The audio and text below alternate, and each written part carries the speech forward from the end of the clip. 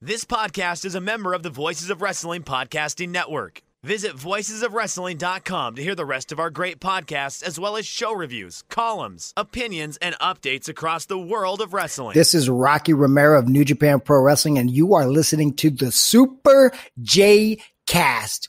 Woo! Asuka.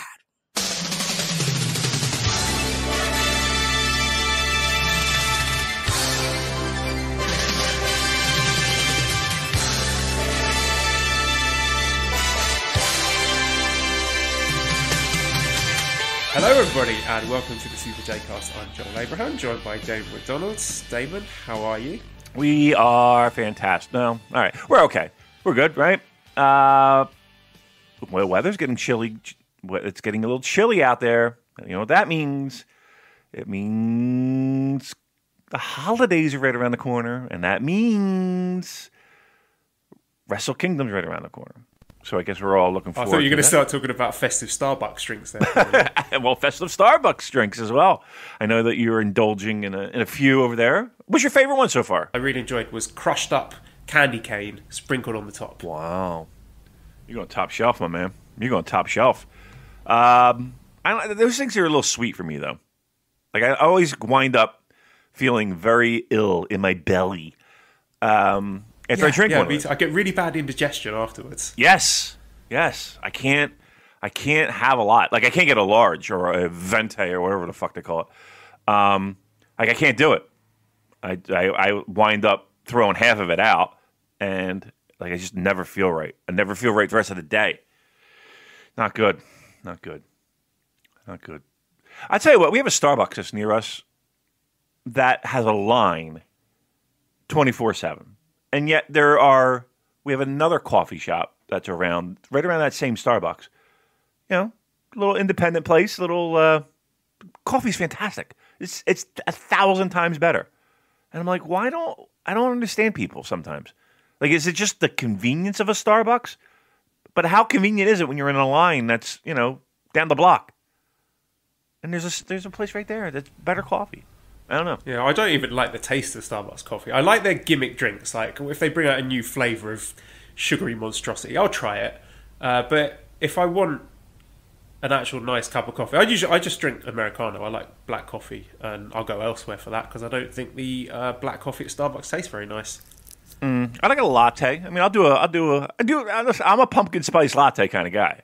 That's me. I'm a basic. But I don't like too. I'm imagining you in your UGG boots and your yoga pants. Yeah, it's me.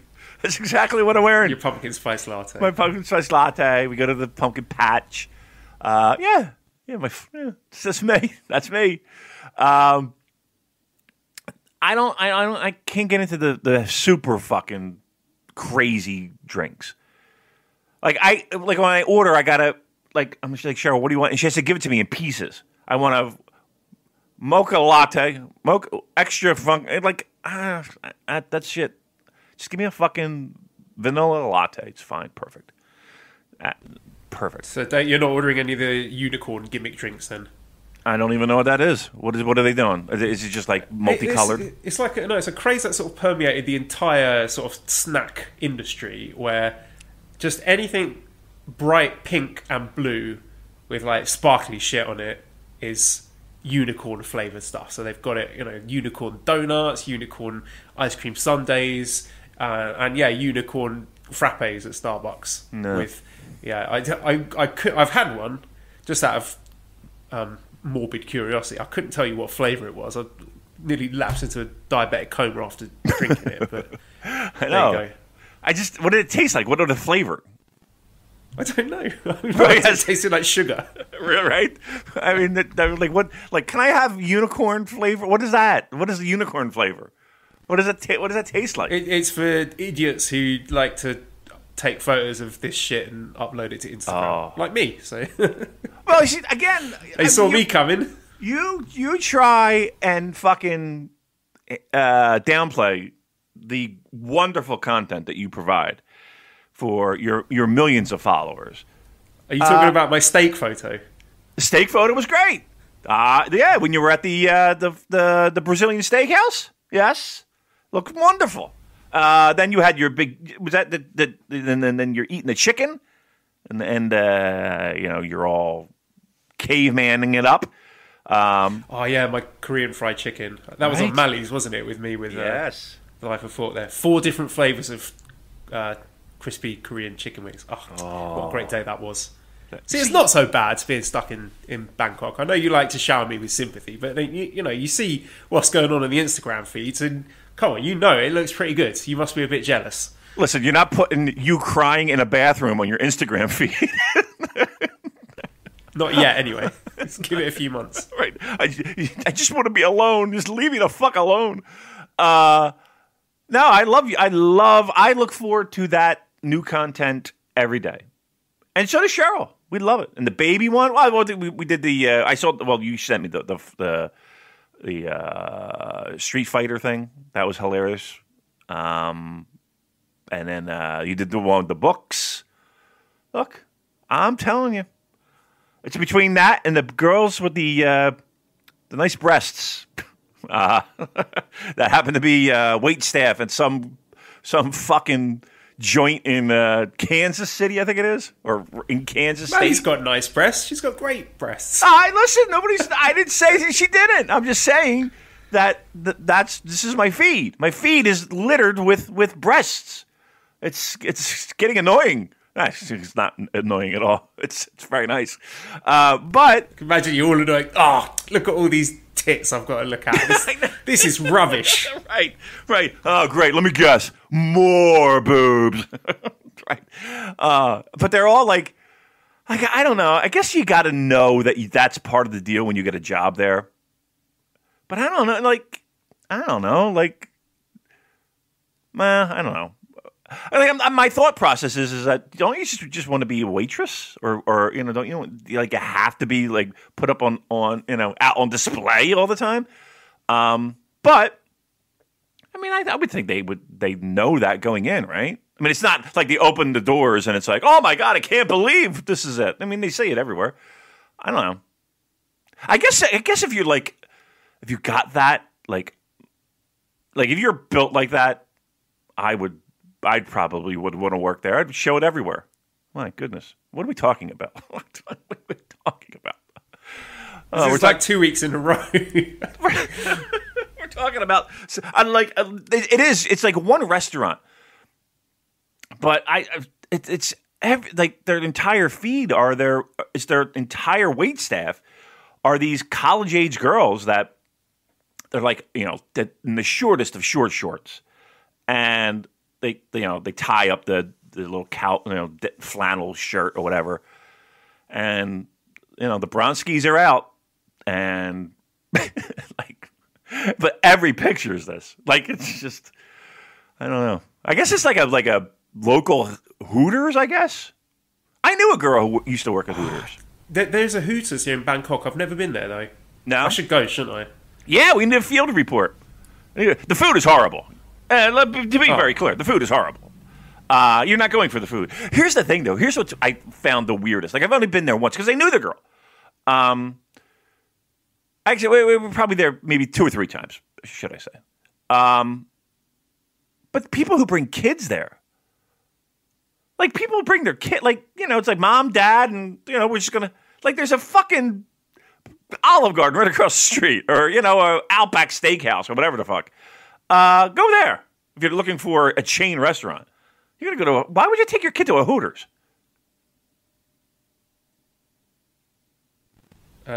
Because I don't know. The chicken wings are great. They're not. They're not. They are not.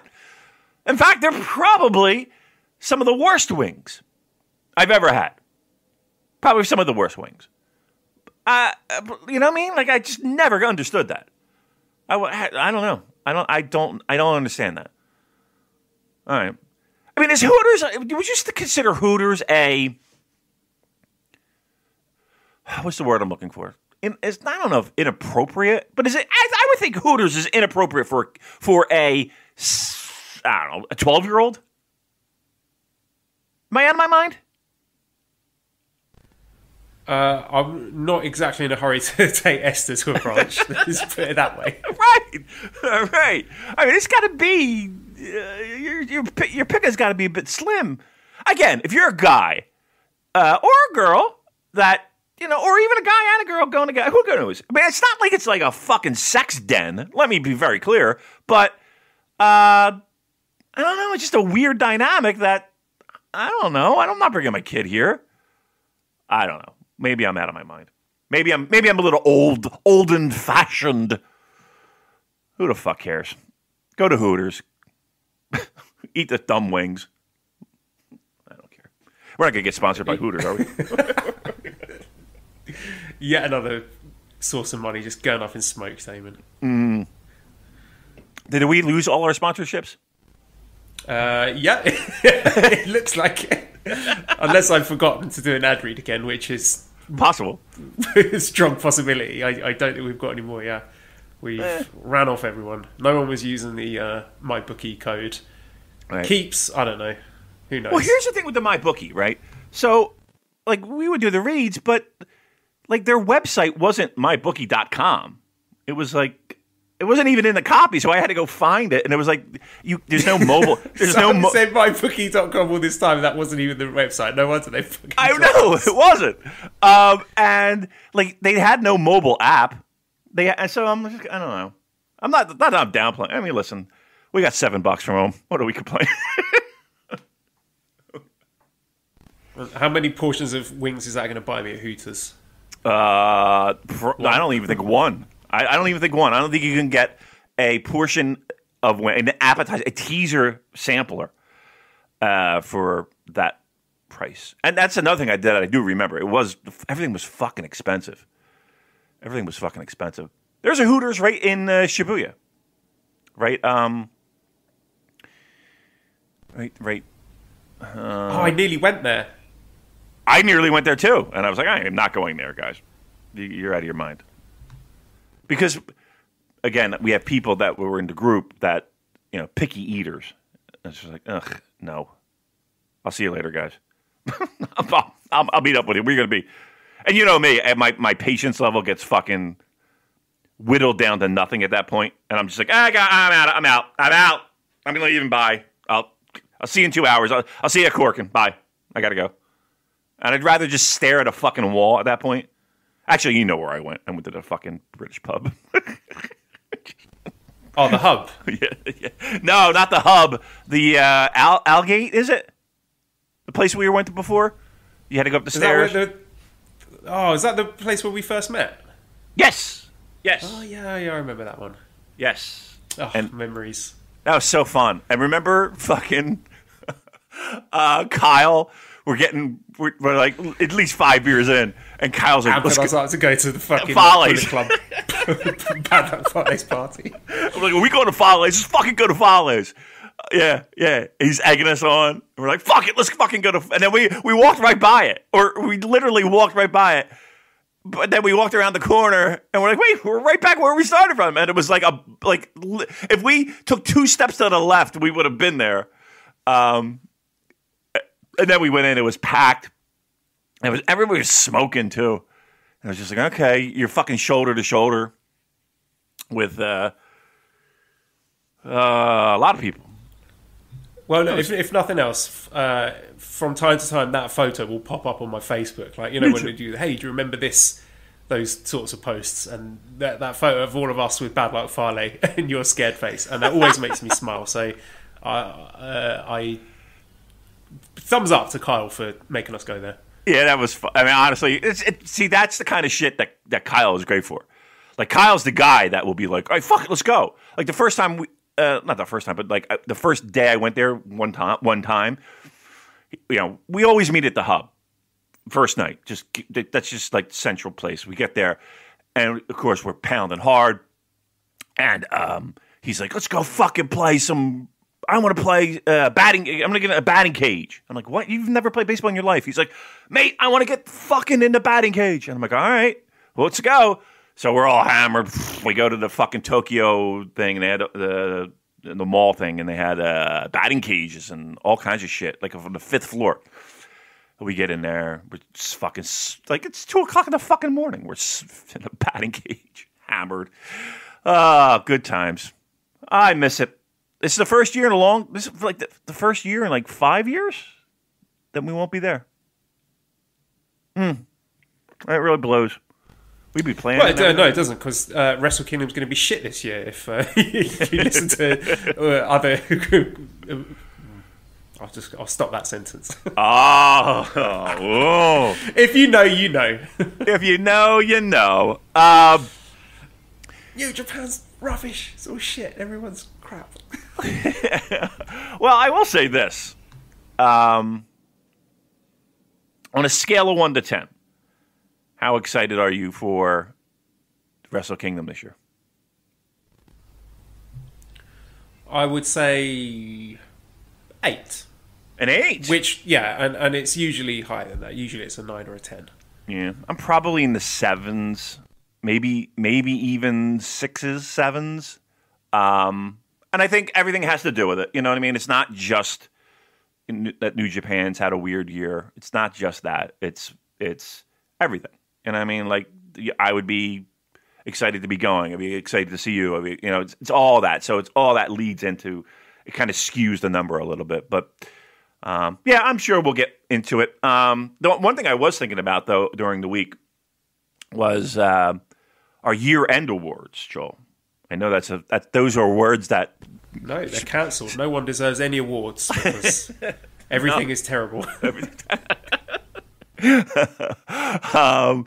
I know those words send shivers down your spine, but we got to get our nominees in. We got to get the nominees, and then who did the ballot for us last year and years before?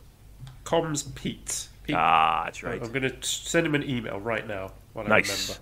Nice. Actually, I probably shouldn't be sending emails while I'm recording a podcast. I'll do it later, Damon. Why? Why is that a problem? Because then I'm going to be distracted for the several minutes that I'm composing this email. Joe, we're talking about bullshit right now. I mean, we're 15 minutes in. I haven't even got to my Final Fantasy VII story. I'm saving that for next week. Oh, my God. We've done 17 minutes of crap here. You know what I mean? I mean, really, do people really want us to dive into the World Tag League opening night and Best of the Super Juniors? Which, I gotta be honest with you, this card felt like it lasted forever. I felt like it was I felt like it was a 3-hour NWA TV taping. It was long. I mean, it was 10 matches, and that's way longer than what we've been used to recently from New Japan. And yeah, I mean, we're back in the tournament grinds, Damon. Are you going to be watching every show? No. I will be. I feel like I have an obligation, right? And that might not be the best thing, but there is a part of me that is, to me, this is the longest thing I've done in my life in a long time consistently, right? With any effort. So it's like, okay, you're already in it. You're knee deep in it. So you gotta keep going. But yeah, it's some of these shows are going to feel like, here's what's going to go on in my mind. I got to watch these fucking shows. And it'll be shows because I'll be like 3 behind. And I'll be like, all right, I got to carve out fucking half a day to watch this shit. And trust me, a lot of it will be on the double speed, that's for sure.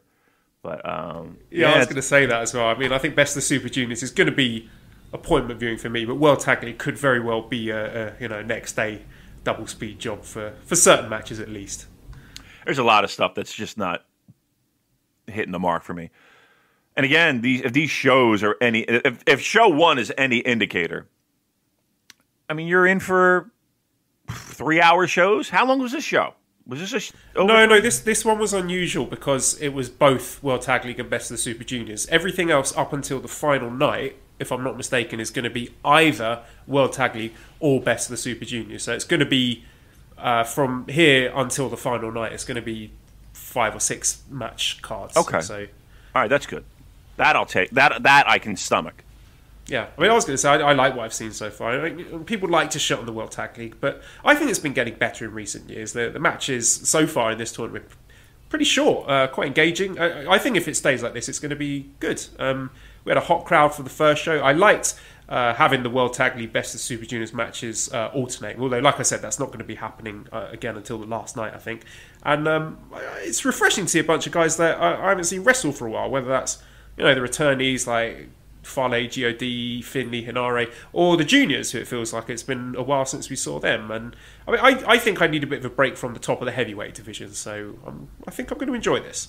Yeah, it's guys that you haven't seen in a long time. I mean, especially with G1 being the focal point of the summer months, or not even the summer months, the October months. You're seeing juniors that you haven't seen in a ring for a decent amount of time.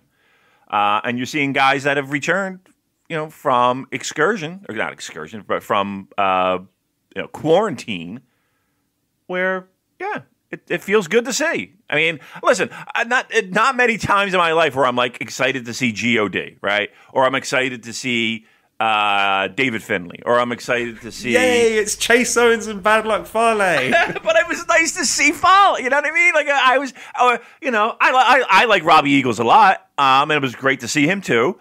But even the guys who normally you're like, okay, during the normal New Japan grind, like, it was great to see. And I thought Fale looked like $1 million, much better than physically than he has in many years. I thought, Chase was Chase. I thought Robbie Eagles looked great. I thought even guys like Taguchi, you haven't seen him in fucking forever. When was the last time you really saw Taguchi in the ring? You'd have to go back to, like, summer? Maybe? Yeah, it was that... Super Junior junior tag tournament thing, right. When he was teaming with Watto, and that feels like ages away. And certainly singles match Taguchi. Gosh, right. I really racked my brains. Maybe even last year's best of the Super Junior. So we're talking well over a year, right? And then Hiromu, it's not like he's been you see him on color commentating every once in a while, but it's not like the last time you probably saw was at Jingo Stadium. It felt like. You did see him in the junior tag matches, with Bushi. So I don't know, but even with G1 taking up a big block of time, and it felt like you saw people that you haven't seen in a while. So at least that kind of got you through the longer stretches. But it felt like a lot of matches. Every match was cut short, maybe around 6-7 minutes for each. Until you got to the end. And I thought the main event, Hiromu and Ishimori, was really great. One of their better matches. So again, I don't want to hand wave this. I don't want to throw it in the bin, as we like to say. But it felt long. It felt like we were felt long, but. And it didn't feel like the matches themselves were meaningful until you got to the end. And then on the flip side, though, it was nice seeing people in the ring that you haven't seen in a while. And even like singles, What's this? What is that? What was what? Something to your daddy. Could you hear that? Because I was on mute. I was not on mute. That bled right on through. That's weird, because I muted it in Audacity. So, yeah, I heard it. Well, maybe that will come through on the podcast, or maybe you'll hear Damon reacting to nothing. I'm excited to find out which. It was like something. I don't know. I don't even. All I heard was your daddy, and I was like, "What are you watching, Joel?" No, it's Mally sent me a lovely video of Esther doing funny things. All right, I listen. I know you're into some kinky stuff. I didn't want to know if it was. little role play there. I didn't know what was going on there. All right, where do you want to take this ship, Joel? Because you are the commander. Let's go straight in it. To Sunday show, November 15th, in the Aichi Prefectural Gymnasium, with this joint show, World Tag League Best of the Super Juniors. First match was a World Tag League tournament match with Toru Yano, Tomohiro Ishii defeating Chase Owens, Bad Luck Fale, 5 minutes 35 seconds, with a wacky pinning situation where Yano pins. Chase went for a splash and missed Yano and splashed Fale, and then Yano pins both of them. I mean, finally, he looks slimmed down again, so I'm interested in someone sneezing extremely loudly outside the hotel library, which is great. Might as well do it in my fucking hotel room with the amount of noise that's coming out there. We've got security guy out there watching Thai chat shows on full volume. Jesus. So Farley, he's looking like he's lost some weight. I'm interested to see if he's capable of wrestling to a decent match, a decent level. But this wasn't it, Damon. I've got a feeling this is going to be one of the least enjoyable teams in the field. I did kind of enjoy Yano poking the bear, like slapping Farley's head, but the finish was stupid. So, it's just nothing match, really. I wish I could add to that. I can't. Again, I did like seeing guys I haven't seen before, but yeah, it was a weird way to kind of re-debut yourself. But okay, I'm sure. You're not a big fan of the tag team of Chase and Fale? No. Why should I be? Give me a reason why I should care about that tag team. I don't know. I mean, I don't think I like the dynamic of the big guy and the smaller guy. I don't know. I'm trying to fucking find a needle in a haystack here, Joel. Help me out.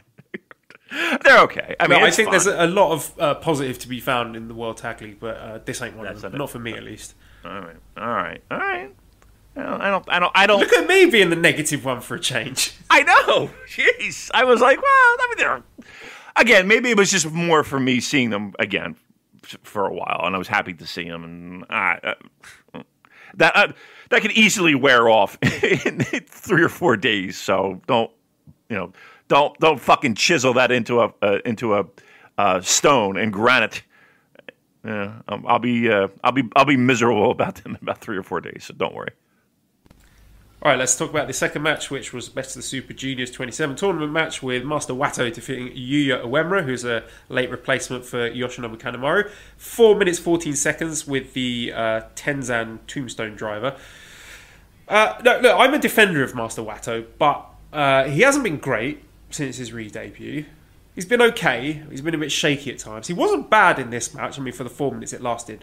But putting him against Yuya Uemura made Wato look average, because there was one guy in this match that was bringing the heat and the energy and the aggression, the urgency, the confidence and the fire to this match, and it wasn't Master Wato. Maybe it's unfair to compare him to Uemura, who I think has got future star written all over him, but Uemura just had everything here that Wato has been lacking. So, the jury's out on Wato for now. But he has got Hiromu on the last night, so they have got plans for him, and you figure that's worth something. But yeah, I came away from this match more impressed by Uemura, despite him losing in 4 minutes. Let's put it out there on the table. Do you think Wato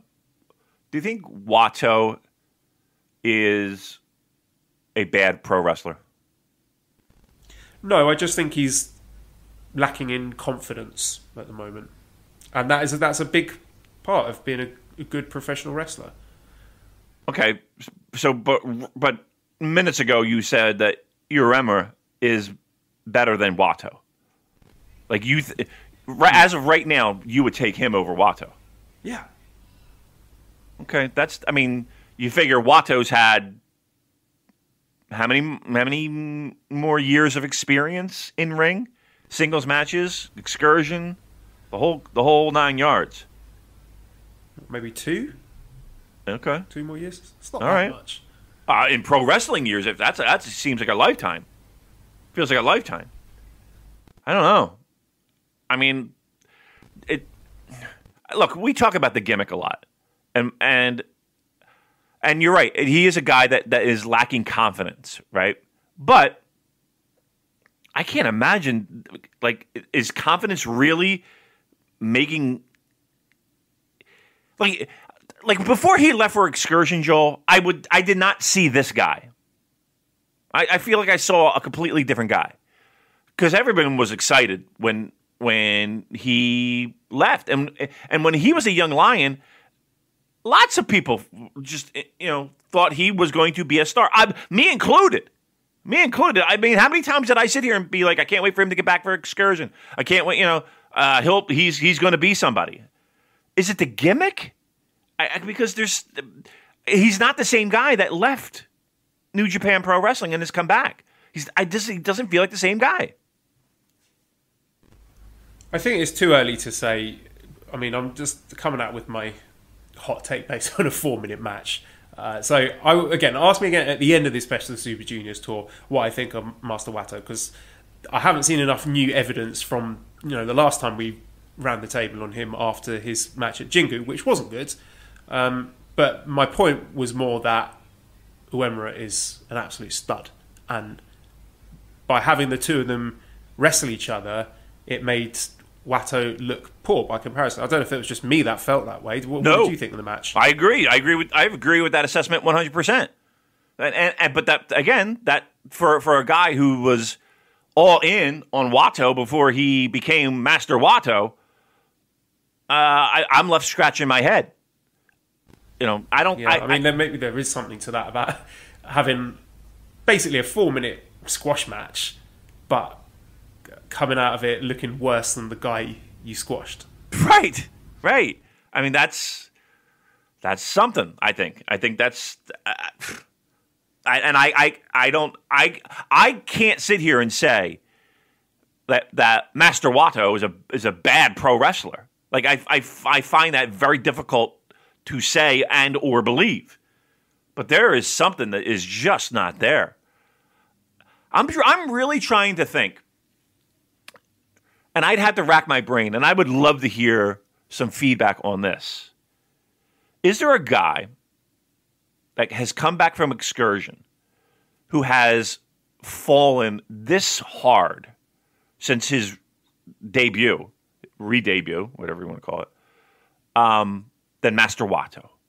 Like, is there a guy, and let's keep it in at least the 2000s, right? 2000s on. Is there a young line that has returned from an excursion that has been this much of a fucking flop? It's too early to call him a flop. I think he's a flop. Come on, we got to wait till the end of the tournament. He's got 8 more singles matches against the best and the brightest the junior division has to offer. If he shits the bed in this tournament, then I think it's fair to be having that conversation. You don't. We're not having that now. He's had a lot of singles matches. After a 4-minute match against a young line, I don't think there's enough to go by.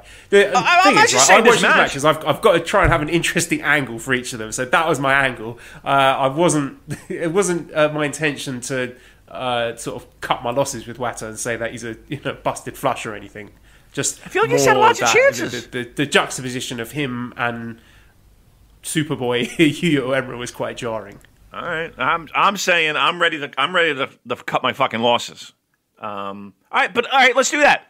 That'll be a little fun. Let's do that. This is going to be make or break Master Wato this tournament. Right, Agreed? so we'll check in each week and see if the Wato stock is going up or down. Okay, buy or sell. Right now, you might want to. I'll tell you what. Right now, you might want to buy because I don't think he can look any worse than he did here. So buy here. Get him low because you're only going up from here. All right, I'm ready to cut my losses. I'm ready to fucking bail out. But okay, we'll give him the tournament and see how he stands and see where he looks. And then it's at that point This is a make or break, right, Joel? If this doesn't work, we're tossing him in the fucking bin, and we're giving him a fucking refresh, right? Yeah. All right, done. How much of a loss do you think Kanemaru is? I mean, it's just typical that the week after I spend praising him to the hilt about what a great veteran heel he is, that he gets injured and is out of the tournament. And obviously a lot's going to change because he's a guy who was going to be winning points. He was a guy who was in main events. He had stories with Wato. He had stories with long-term stories with Ishimori. He's got history with Sho. He's got. I was so looking forward to his matches against El Desperado and Doki. So very upset that he is out. But also, I do think Uemura is a very different but also exciting replacement. He's going to lose all his matches, so you do lose some of the drama there because, maybe I might bite on a few of the near falls, but I think we all know he's going 0-9. But he's a very I've just been praising him for a four match defeat against Master Wato. So I think Uemura is a wonderful pro wrestler. So I'm excited to see him. I'm sure we'll make the most of this opportunity. Yeah, I mean, it's nice to see a young lion get an opportunity. But yeah, Kanemaru is kind of he's a nice binding agent. He makes people better. His matches don't fall apart, and if they do fall apart, he's the guy that can help bring them back together. Yeah, he's not gonna. He wouldn't have won this thing. I would be shocked if he did. Like, he's a guy that's going to go middle of the road, maybe a little bit higher, but give you matches that are at worst solid, and on the higher end, pretty great. So, yeah, I think he's a piece of the puzzle that we can honestly say is going to be missed, because he's one of those guys that helps keep things together. But again, if we're looking at the positives, we got a young lion who is going to get a shot, and he's going to work hard, and he's going to go over, and that'll be that.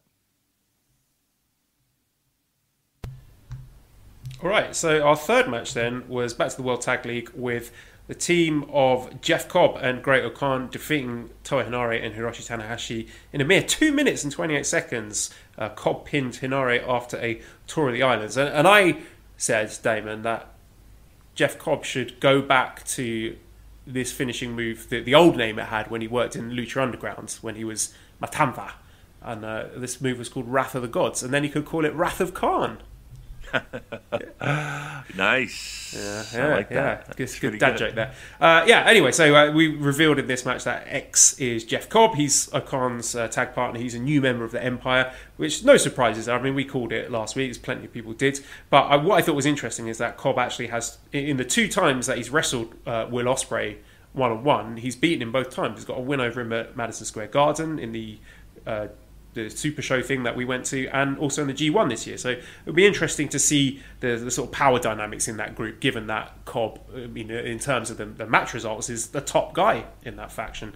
Damon, I fucking love this tag team already. I thought O'Khan and Cobb looked tremendous here. Even just like the visuals of them standing in the ring together, waiting for their prey. It was like a throwback to the Hoss tag teams of yesteryear, like Vader and Bigelow. Even though like O'Khan, he's not a huge guy, but he's got that energy about him, and they were great here. They absolutely destroyed Henare. I think they should go deep in this tournament, if not win the whole thing. And O'Khan, he looks like a serious wrestler in his new gear. He's got rid of the sort of the goofy stuff that he was wearing when he first debuted in the UK.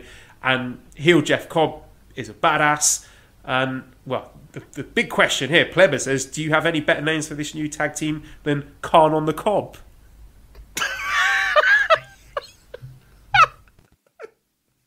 Oh, that is great! Holy shit! Khan on the Cobb! Holy fuck! Who is it? Who said that? They gotta get that was Plebber. Holy shit! Oh my god, Joe, that Let me might get be his Twitter handle, because I think... Yes! Well, please. they, he, she, could be anyone. Yeah, could be. Holy... All I know is that person's a funny motherfucker. That was line of the fucking day. Okay, so you can find them on Twitter at SOF_CKINGGOOEY. So it's at basically so fucking gooey, but with an underscore instead of the U. Holy shit. And then we also had a nice bit of artwork from Stephen at Mull3N. So I've retweeted those before, so you can find them on the Twitter. Oh my god, that made me laugh so hard. On the Cobb. Holy fucking shit. All right, well, that's got to be a thing here. That is how this tag team will be referenced now and forevermore. Khan on the Cobb. I find that to be the dumbest thing to make me laugh. Holy shit. Oh, I can't stop laughing about that one, Joel. Oh, fuck me. All right. That's your dad joke right there. Whew. You didn't like that one, Joel? I loved it. It was great. I retweeted it immediately. I nearly spat my tea out when I saw that. Yeah, excellent stuff. What did you think of the match then? What did you think of this new tag team? Again, Honari being back, good to see. Get squashed in 2. All right. I agree with you. I did get those vibes of tag teams of yesteryear, 90s specifically, where you would have those Tony Halm and Scott Norton and Hercules Hernandez, and even to a certain degree like Bigelow and Vader and Steiner. That world is where I see the great O'Khan and Jeff Cobb, better known as Khan on the Cobb, fitting in perfectly. Yeah, they did look good. And I was a little bit shaky when I heard that it was going to be Jeff Cobb. I didn't know if it was going to work and it was going to fit. Like, I just didn't want Cobb to be like a fucking, for lack of a better term, and sorry to steal a phrase, but, a dollar store rhino. I didn't want that. And I don't think I got that. Yeah. This is again. It even almost reminds me of like a Gordian Williams to a certain degree. Again, not the same aesthetic, but built of this, cut from the same cloth. And I hope that that's the direction that they're going, and it looks like it is. Yeah, I think they'll be in the mix come finals. Both guys don't have anything to do G1 or Wrestle Kingdom, so to stick them in a tag team mix. Here's what I don't want. And can we just get this right out of the way? I don't want any situation where we have multiple. I want just a one-on-one tag team match for these fucking titles at Wrestle Kingdom. I don't want nonsense 3-way dance bullshit. And that's my fear, because here's what we got, Joel. We've got Cobb and the great O'Khan, who I think is in the mix. You got G.O.D., who I think is in the mix. And we got Dangerous Tekkers, which are your tag team champions. You don't think of... Give me your feelings of a possible 3-way dance. Now, we got 2 nights to fill, right? So they can get around this in the sense of night 1, it's these 2 teams going to determine who wrestles. Who knows, right? Who wins the tag league? There's many ways we can do it, but for whatever reason, I got these vibes that we're doing 3-way. Am I a little bit horse before the carriage here? I'm going to give them the benefit of the doubt, because we had those fears last year and they delivered at Wrestle Kingdom a straight 2-on-2. It was God versus Finjuice for the tag title. So, I'm going to be optimistic and think it's just going to be a straight 2-on-2 match. The only thing is, I guess we'll discuss this later, but I think having a heel team in the form of Dangerous Tekkers holding the belts does somewhat limit the possibilities for who's going to be challenging them, if it is going to be 2-on-2. Because, what babyface tag teams we got here? We've got Finjuice, we got the Shingo Sanada, but you think Shingo's going to be tied up with a Never title. Are they going to have Goto Yoshihashi winning Tanahashi and going Hanari, on? It seems unlikely. So, yeah, that is a question that's brought up. So, I just see a bunch of tag teams that don't have anything to do. That's my biggest concern. Oh, yeah, well, I'm always a proponent of you just take the 2 hottest tag teams that you've got. You can't just have Gorillas of Destiny in there every year just because it's Gorillas of Destiny and they've got nothing else to do. You got to make bold booking decisions and say, no, you don't get to be in the tag title match this year. You were in it in Wrestle Kingdom 13, you're in it in Wrestle Kingdom 14, but this year you're going to sit this one out. Sorry, lads. And just stick with 2-on-2. I hope so. I something tells me we're seeing 3s, but okay. All right. I'm hanging out hope. Just a little nod to Hinare as well. He didn't get to do much here, but I'm just really glad to see him back in the New Japan ring. And I remember saying a while ago that I wanted him to use the Muay Thai aspect of his training more in his wrestling. And I think he's doing that now. He added some really nasty looking elbows and kicks to his moveset, which I think look good. So all goes well for the future for Henare. Yeah, I remember him mentioning that, as a matter of fact, that how he was trying to incorporate a lot more of that in his repertoire. We were having a conversation over some fine thinly sliced beef. Yeah, well, I was in fucking Akachan Honpo buying a stroller. I remember, Damon. You don't need to rub it in. I'm sorry. It was a really fun time. We sure were there. All right, where are we going next? We are going to the fourth match, which was Robbie Eagles defeating Doki in 10 minutes 35 seconds with a Ron Miller special. I thought this match was terrific. It's so good to see Robbie Eagles back, and these guys just did a tremendous job. It was fast, it was crisp, it was exciting back and forth. We had some really exciting near falls, and I know there's a lot of memes about Doki, but I think he's improved a lot. I think he's a legitimately good wrestler. He deserves his spot in this tournament, and I think there's a lot of value to him as the entry level junior heel on the roster. Like, you know, when if you have a video game, like you play Mortal Kombat, and the first person you fight against when you open up that game. So I think it's really, really impressive match. It definitely exceeded my expectations. I wonder, and I'm sure somebody can check in on this, like Robbie Eagles. Was there any pro wrestling in Australia? I know I mentioned that last week, because he looked pretty sharp. If this is his first time in a ring in front of people this year, he looked good. And I thought Doki, this might have been one of my favorite matches. I mean, it helps when you're in a singles match and it gives you a little bit of time. But I like this a lot. Yeah, I think the crowd are into him as well. I don't know if you noticed that. And that also was apparent when he was challenging for the Never Six-Man titles and he had that extended stretch against Yoshihashi. But the crowds were getting really behind Doki. Yeah. I mean, it's easy to hand wave him, you know, just his position on the shows and how he was presented, and you know, as this, you know, maniac kind of character.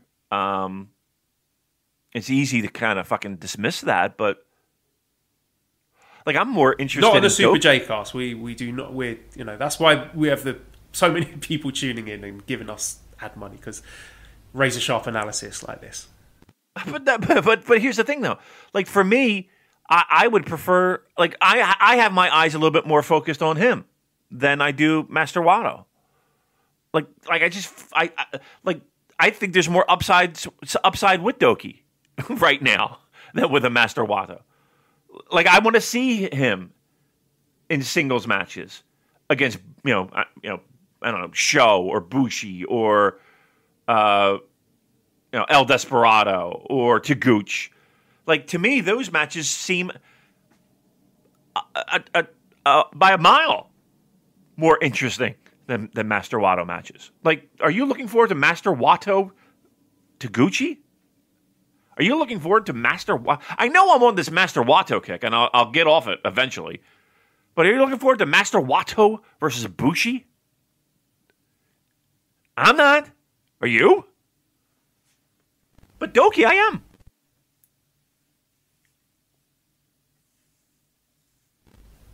Yeah, and I think fans and ourselves are going to be invested in this long-term, I'm assuming it's going to be long-term, of his hunt for a New Japan Championship. He might never get one. He might never hold a title in New Japan. But every time he challenges for one, no matter how low level it is, I think there's going to be some excitement there. And it's a real underdog story, isn't it? Because he's a guy who wasn't even supposed to be in Best of the Super Juniors last year. He was only there because Despy got his jaw dislocated by Junko Sai. Mm-hmm. But he was in the tournament as a late replacement. He did well. He stuck around. He proved his value to the company. And it's hard not to cheer for someone like that. Right. I would agree 100% with that. Yeah, like I said, he's the guy that I have circled, and he might not be my odds-on favorite, and he might not be my favorite in the tournament, but like of a task to kind of get through the some of these shows, I want to see how Doki does against guys that you might not see him against normally in singles matches. I think it'd be fun. Then our fifth match was World Tag League with Dangerous Tekkers defeating Goto and Yoshihashi in 10 minutes 29 seconds with a sunset flip. They had a terrific match at Korakuen last month. More great action here. The champions were this time using, rather than having like a grueling 35-minute match, they were using their cunning to steal the win here. It was very different to the Korakuen match, but I like that because it sort of undercut our expectations, because we were expecting this one to go long, but it wasn't. We got the heels using their know-how to steal the win away from the baby faces. I really like the finish where Taichi coming in and choking Goto with his face contorted with rage as Zack was reversing the Yoshihashi move into the sunset flip. So yeah, I thought this was really good for the relatively short amount of time it had. That was all right. That was good. Can we? Are we over the Yoshihashi love at this point now? Like, it feels like. I mean, we'll see how he does in the rest of the tournament. I think they are going to be in the mix come the latter stages of the tournament. I think you've lost some part of the drama with Yoshihashi because this is no longer him on his quest for his first title in New Japan, given that he is holding the six-man titles. But I still think he's improved a lot, and I enjoy his matches. Yep. Again, it just feels like he's going back on the back burner a little bit. He's got the never six-man titles. How about that, right? And he's going to go into Wrestle Kingdom, more than likely, defending a championship. So good for him.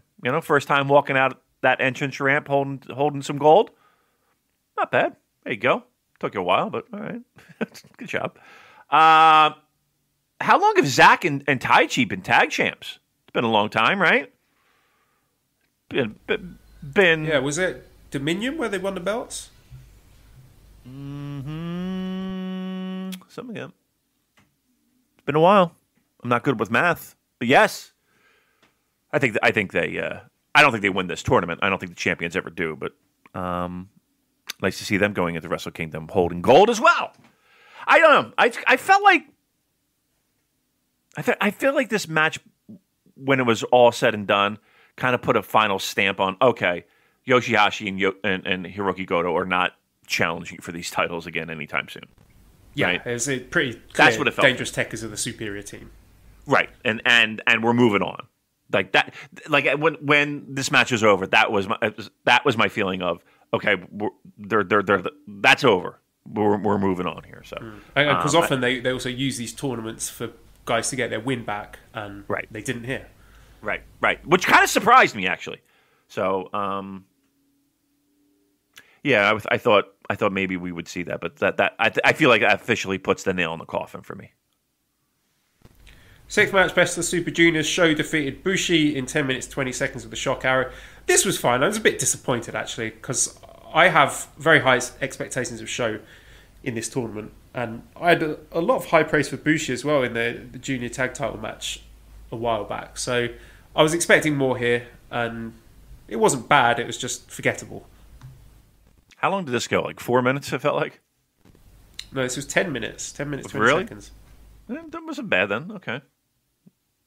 Because it felt like it went quicker than that. I don't know, man. Here's my problem.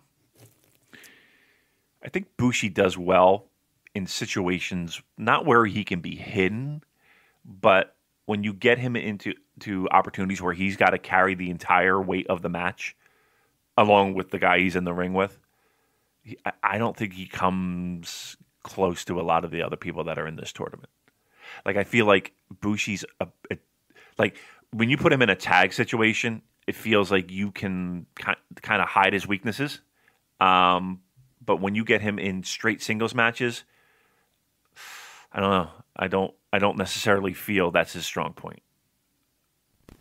He's had his moments. I remember he had a terrific match with Will Ospreay at, I think it was Power Struggle last year, that surprised a lot of people, myself included, because I thought there was a pretty hard ceiling on a Bushi singles match.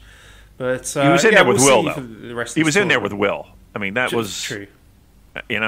Like, okay, take Will Ospreay out of the fucking equation. Name me a great Bushi match. Exactly. Kushida match in 2016, I want to say. Okay. Okay, that was a lifetime ago. That was a long time ago. Yeah. God Almighty. Yeah. Speaking of lifetime ago, I know I like to fucking change gears. I rewatched something that was Sakura Genesis, and right around that same time, I think, right? Shibata and Okada. What a match. What a fucking match. And you know what? That stood out to me about that match. There's no near falls. There's none. Yeah. Wow, They just yeah. batter each other, and then it's over. Joe, that one spot where Okada's on his knees and Shibata has wrist control, and he is just popping him with those fucking kicks, destroying him. And then they go back with that suplex spot where they're doing back-to-back journey. Oh, my God. What a match, man. And that fucking headbutt spot. I just fucking watch it, and it's just like how New Japan changed in that fucking moment. And again, I mentioned it before. If that fucking, again, a fucking headbutt could go either way. You know, if that was Okada, how different New Japan Pro Wrestling would have been. And, you know, the fact that it was Shibata and how different that was and how different, you know, things have gotten since that one fucking headbutt. And he went another 10 minutes after that fucking headbutt, which was amazing. Like, the headbutt had nothing to do with the match, Joel. Like, it played zero factor in the finish, any of it. It was just a spot. And I just remember Red Shoes going down. Like, even after the match, the doctors instantly in, checking. And him going back, fucking barely being able to walk back. I don't know why I'm bringing this up, but I did rewatch it. And just because we were talking about things back in 2016. But, man, feels like that was 100 years ago. But, all right, little flashback there. There you go. Stick a pin in that for the next time there's a shutdown and we have to go back to the classic watch song. Okay, then. Seventh match was World Tag League with Yujiro Takahashi and Evil defeating Sanada and Shingo in 12 minutes 20 seconds. Evil pinning Sanada after the Evil. I like this LIJ team of Sanada and Shingo. I hope some of Shingo's attitudes can rub off on Sanada, and I thought this was a decent match. People will and will continue to shit on the Evil and Yujiro team, but I would be paying attention to it. I'm going to talk about it later, but my feeling is that we will gradually see what I talked about last week, Baby's first heel training wheels coming off Evil in this tour. And I think we're gradually going to start to see less of the Dick Togo shenanigans as it goes on. Okay, I'll look forward to that. I know a lot of people will as well, because that's one thing that people just can't get past, myself included. And my big fear in a tournament like this is that this is perfect opportunity for some of these nonsense, you know, shows just to get the fucking points to balance out of getting that kind of stuff. Like, easily, these are easily hand waveable. Let's do the nonsense. Like, if you're going to do the nonsense in a big match, why wouldn't you do this fucking in the middle of fucking Nagoya, in the middle of the tour? So, all right, we look forward to that. But you're gonna have to convince a large segment of our listening audience. That's for sure. Okay, eighth match was the Best of Super Juniors again. Ryusuke Taguchi defeating El Desperado in 12 minutes 35 via pinfall. And this was our favourite team. This is tap on the shoulder Taguchi time. Really good match. Aside from, I do have to say, a bit of phantom leg selling from the Gooch. And, you know, if I criticise Ospreay for it, Gooch has got to pay the iron price too. So I didn't like that. But again, that could just be a Joel thing. What I thought was also interesting was post-match was Taguchi talking up his win over Despy, over one half of the junior tag champs, bringing up the fact that he and Wato defeat them with the junior tag tournament. So maybe Taguchi and Wato, or Taguchi and someone else, are going to challenge for those junior tag titles at Wrestle Kingdom. So something to keep an eye on going forward. Wow, imagine that. I don't know. Okay. Master Wato and Taguchi. Wow. Mike Fager's doing a dance in the street right now. Okay, we'll wait and see. Maybe it's a show not even at Wrestle Kingdom. You know how they do some Corkins before Wrestle Kingdom. Maybe on one of those shows. Maybe. Maybe they'll have a bigger opponent for Wrestle Kingdom. Maybe the Young Bucks will fly in and then lose to Kanemaru and Desperado in the opening match in 8 minutes and 12 seconds. There we go. Clean as a whistle. There it is. The door is open. All right. Good. All right. But this Taguchi was good here. Taguchi, tap on the shoulder. You nailed it. And he usually has good Best of the Super Juniors. Like, traditionally, he shines in these moments.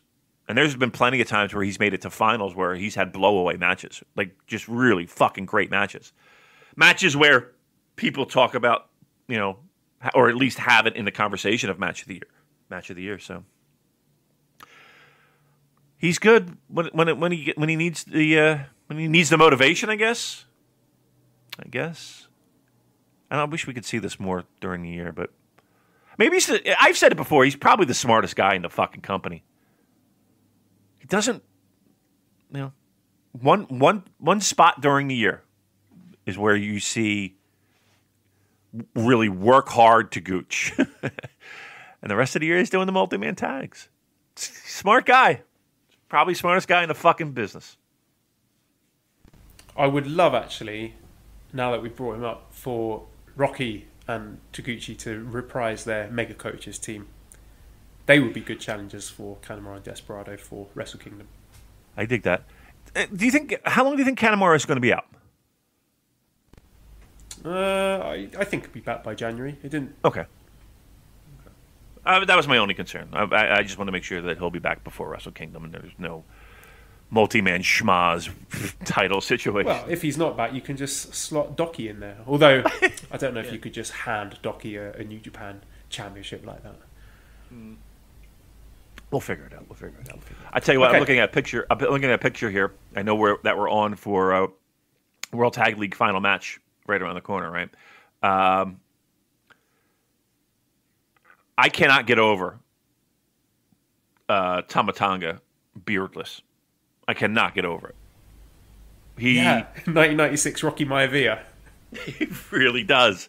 And I'm looking at a picture right now. And he's doing the eyebrow raise. Like, he's doing the eyebrow raise. And he looks like a spitting image of Rocky Maivia. All right, so let's go. World Tag League match, Finjuice, G.O.D., right? So Finjuice winning in 16 minutes 42 with a Doomsday device. That's going to be their new finisher, I guess. This was decent, sort of US-style tag match. I like the sort of thing you'd see on Strong. That's not meant to be an insult. I do think both teams need a bit of time to get rid of the ring rust before we can fairly judge them. But I do think they both need to deliver big in this tournament because the bar's been raised in the division in their absence. There's a lot of teams that have returned that you could say that for, though. I think Juice and Finley are probably my odds-on favorite to win this, right? I mean, A, they're not in any real programs right now. B, they are former champs that got a cup of coffee with those titles. And then COVID, and then, they couldn't get back into the mix. And now that they're back, they just seem like they are the team. And again, if we're looking for that babyface heel dynamic, I would think that they're the odds-on favorite at this point, right? And again, getting a win over GOD. Again, it's night one, and there's plenty of tournament to go. But you would say they're odds-on favorite, Rachel? I think so, just for the reason that I mentioned earlier about the fact that we've got heel champions already. And Dangerous Tackers against Finjuice, I think would be a fun match. Obviously, we're going to see it during the tournament, but yeah. Yeah. And you could put Fale in with GOD. They could challenge for the Never Six Mans, right? They could do that. Shingo, he's got the Never... Yeah, it just all kind of makes sense. I think if you look at it with any clear eye, you can see that this is the way that they're going. I would put the house on it, Joel. Put the house on it. Which brings us to the main event then. Best of the Super Juniors. Hiromu Takahashi defeating Taiji Ishimori, the champion, junior champion Ishimori, in 20 minutes, 6 seconds with a time bomb. And so Hiromu, obviously, he got out-wrestled at Jingu with his bad shoulder. So I like this strategy here, which was to slow down the initial flurry of Ishimori, get him out of the ring, and then just do crazy, dangerous shit to him on the outside. And yeah, this is tremendous stuff. They got great chemistry. I love the interplay between the crisp, explosive power of Ishimori and that sort of reckless, flailing offense of Hiromu. They're both so athletic and fast, and they always manage to go out there and have different matches that are memorable for different reasons. Like the Best of the Super Juniors final in 2018, that was a classic New Japan match of the year epic, and the Jingu match was less than half that length, but a really well built shoulder match. And this one was different again. It had all the crazy dangerous moves. You know, it reminded me a bit of that Wrestle Kingdom 11 Hiromu versus Kushida match for the junior title, and they did some really wild stuff here. And this is, you know, what a lot of people think of when they think of the New Japan junior division. The only thing actually I found a bit strange was that even though it was 20 minutes long, it wasn't a short match, it felt like it ended quite abruptly. There weren't any near falls. Ishimori never came close to winning, despite being the champion. So it felt like a surprisingly comprehensive win for Hiromu. So I'm curious as to see, is Wrestle Kingdom going to see a rematch of this? I mean, is this the biggest match in the junior division that is worthy of being on a Wrestle Kingdom? But what are your thoughts? You know, it's funny that you mentioned that, because I had the same feeling too, the abruptness of it. And correct me if I'm wrong, and the feeling that I got, we've seen a lot of that in recent months with New Japan booking. Like quick finishes, quick pins, quick, you know, not a lot of, dare I say, that dramatic multiple kickouts, hit the finisher pin. You know, it feels like just in recent months we've seen a lot more of that, less of that match style of build, bang, finish, as opposed to build, finish. You know what I mean? Yeah. Do you think that's because of the clap crowds, that they're thinking, well, people can't cheer, so what is the point in layering the drama up to, which would normally be used to elicit a really excited response from the crowds when they're not going to get that? Do you think they've just been like, well, no, let's not do that? I'd have to think that that's a factor, right? I'd have to think that's a factor. I mean, at the end of the day, the people that are in the ring are there to tell a story through their bodies within the ring of, you know, and creating a match to tell the story to the people in the paying audience and the people watching at home. Well, when you take and more importantly, the people in the arena, so they can elicit a reaction, so that it helps add to that dramatic flair during the match. 100%.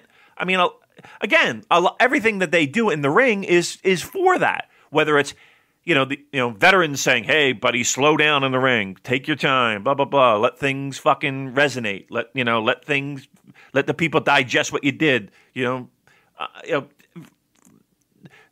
And to those near falls, and you don't want to kick out of every fucking thing under the sun, and wait, have that build in a normal all those things is there so that you can grab the crowd by the shirt and say, come with me for this ride. I'd have to think that. I'd have to think that is a key factor in why we're seeing what we're seeing. So it's funny that you mentioned that, because I got that feeling after this match too, and it felt like, okay, this seems like a marked and a deliberate decision that we've seen in the past couple of months. Now, again, these are clap crowds, as people like to call them. There's still people in this arena, though, and there's going to be more. I feel like Japan has a handle on this COVID situation, and I'm going to say this too: they should be fucking applauded. New Japan as well, because correct me if I'm wrong, they haven't had a COVID positive case yet. Fans, wrestlers. Now, they might be putting stuff under the table that we don't know about, possibly. But the word is that there's been none. Has been a one. And that should be applauded. That should be fucking applauded for the job that they've done. My point being is that there are crowds in these arenas. Again, they can't yell, they can't scream. I think there are going to be more people than, maybe not Wrestle Kingdom, but right after Wrestle Kingdom, I think, they're going to get a little bit more people. Baseball's, it's an open, baseball's an open stadium situation, mind you. But they're getting a lot of people. I don't know. Again, the point being, Joel, I know I go off into 5 different fucking worlds here. My point being is that, I do think it's a conscious, deliberate decision to book finishes the way that they have. Yeah, well, I'm glad you said that. I think a lot of people will be reassured by that, because I know there are a lot of others out there who think that the company has fundamentally changed in the way it's booked, in the way that matches are laid out. So I am in the same boat as you. I think it's one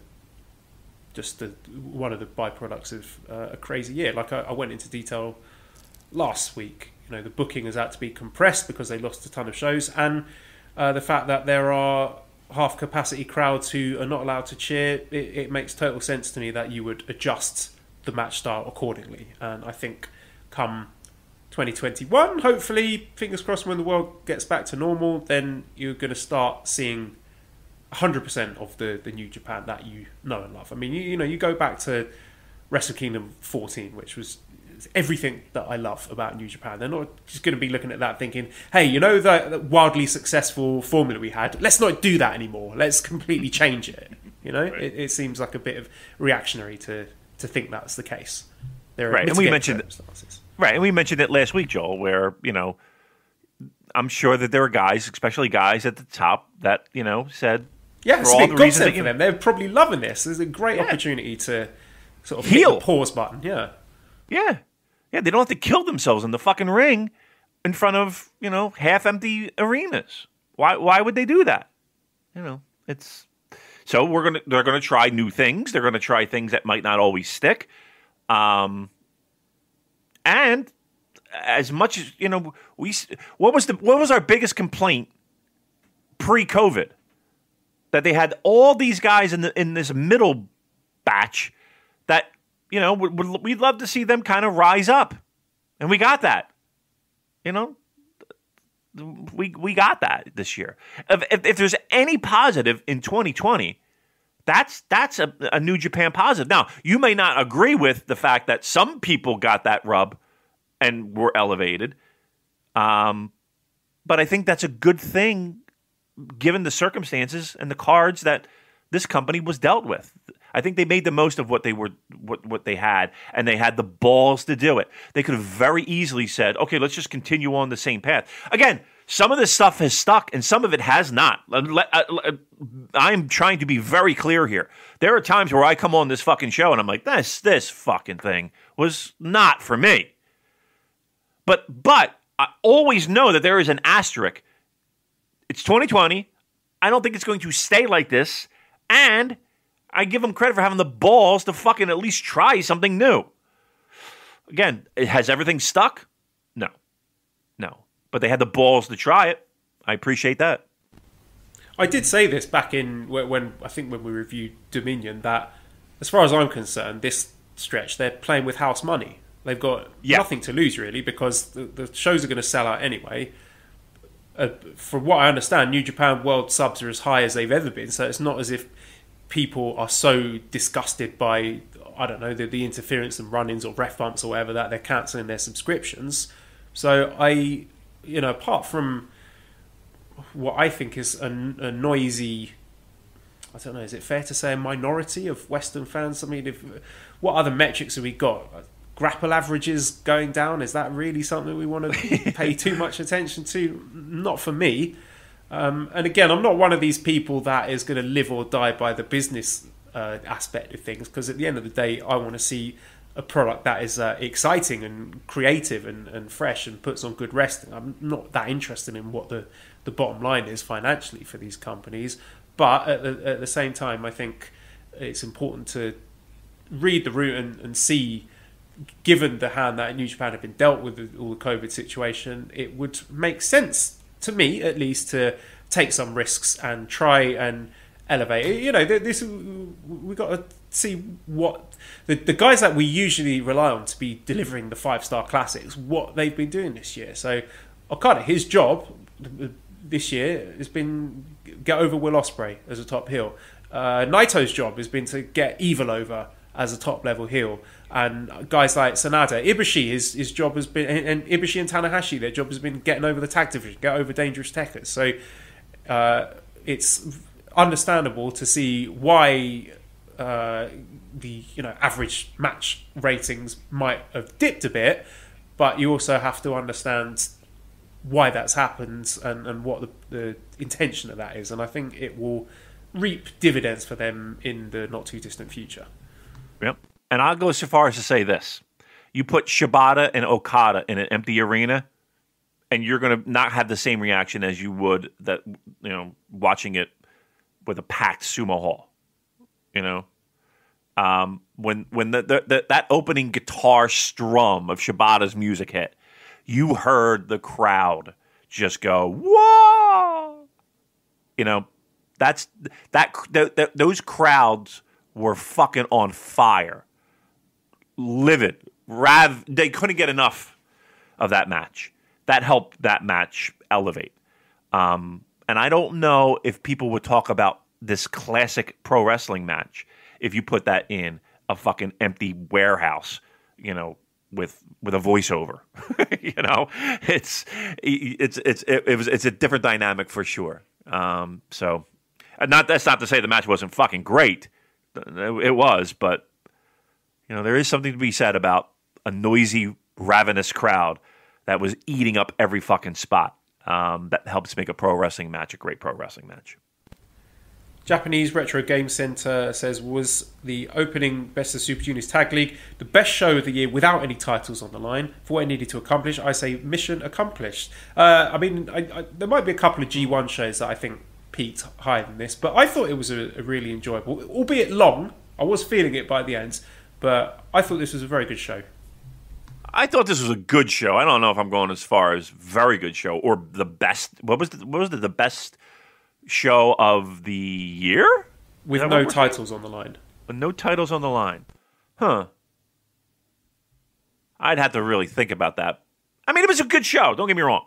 When I felt like it was long. Maybe that was just me being used to the 2-hour shows. I thought, here's the thing: the show was long, but the matches were relatively quick. I'll give you a definitely maybe. I can't put my stamp of approval on that. Okay, so let's then move on to the next show, which was a World Tag League only show. So we open up Young Lion Yota Tsuji defeating Gabriel Kidd, 7 minutes 36 with Boston Crab. I think it's notable as well that Gabriel Kidd is going to be working with some of the dads on this tour, like Nagata, Honma, Kojima. So it's like a sort of mini promotion for him. And also, I thought I liked Yota Tsuji in the backstage comments saying that he was going to protect Tanahashi. So if you're going to attack Tanahashi, you've got to go through me first, which is very cute.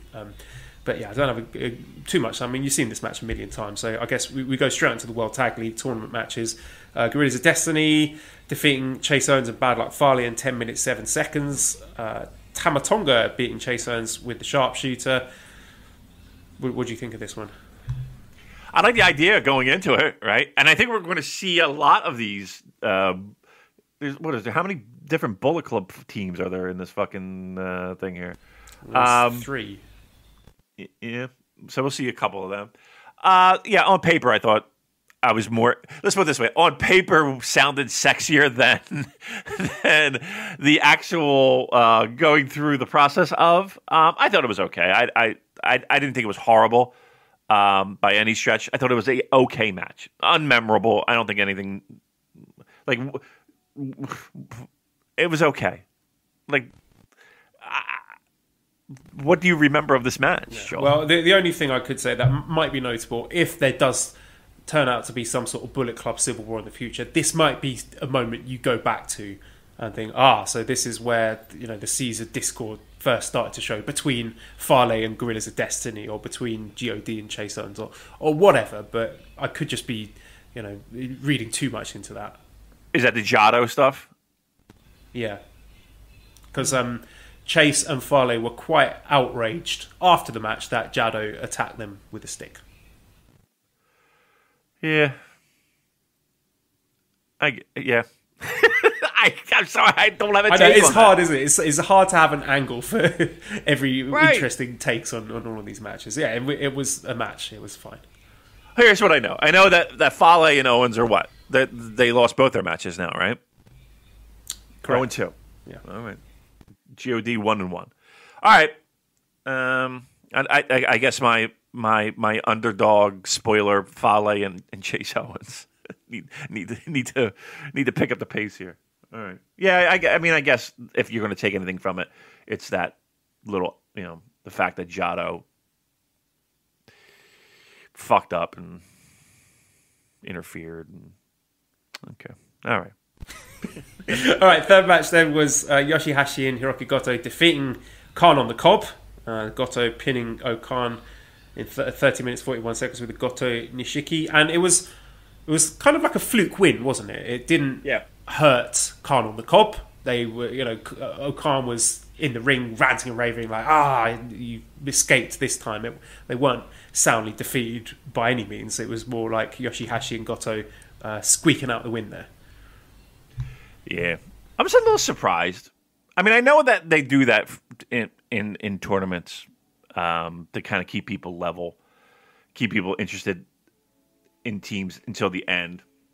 What do you think of O-Khan's claw? Do you like that as a finisher, or as a lead to a finisher? I don't have any strong feelings on it. I mean, I thought it was okay when Lance Archer did it. I don't mind it. You're not a fan? I've never liked it. I've never liked the claw as a finisher. Baron von Raschke, Kerry Von. I've never got. Like it's just squeezing someone's head. Okay, you can't roll over. You can't. I just hate. I'm he's not got even the tape on his hands, Damon. So is that what it is? To them, yeah. He's got sticky. He's like a wide receiver for the Detroit Lions. No, I never liked it. I never liked that as a finisher. I never liked it as at any point in in the history of my wrestling fandom. I just never understood. Like, again, okay, claw goes on. Oh, it hurts. Oh, it hurts. And you can't. Like you can't. I don't know. I know the grip is so strong you can't knock it off. Okay, I don't know. You know how there's like those weird things in pro wrestling where you just can't suspend your disbelief? The claw is it for me. Some people it's the Irish whip. Some people it's skull end. Some people think it's whatever the fuck it is. This is my thing that throughout the years it's just been that. I gotta be honest with you. The other thing is an atomic knee drop. Like an atomic knee drop is one of the worst finishers of all time. I've never, maybe if the knee hit him in the fucking nuts, I would be like, okay, that makes sense. But how does the knee on your ass bone wind up being a pinning predicament? Help me understand that. Yeah, it's like the sort of move that could pin someone in a Survivor Series elimination match. Right. Just, I don't know. I don't know why we got on this tangent, but yeah. Every time I see fucking Khan hit that fucking claw, I hate that goddamn thing.